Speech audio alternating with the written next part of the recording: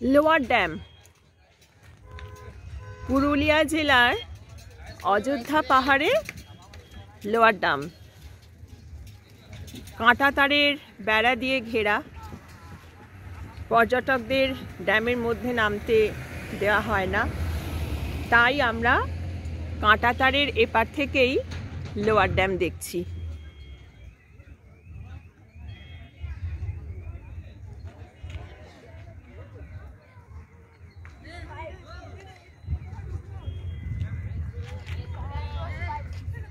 ড্যামের এপাশে একটা বিস্তৃত মাঠ রয়েছে, সেখানে পর্যটকরা এসেছেন।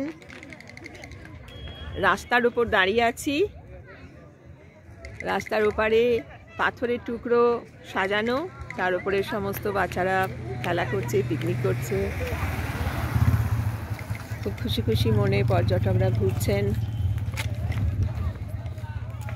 আজ 29শে ডিসেম্বর 2023।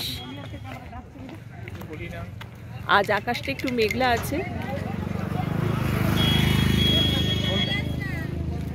ওই একটা পুচকি পর্যটক রয়েছে মায়ের কোলে চেপে।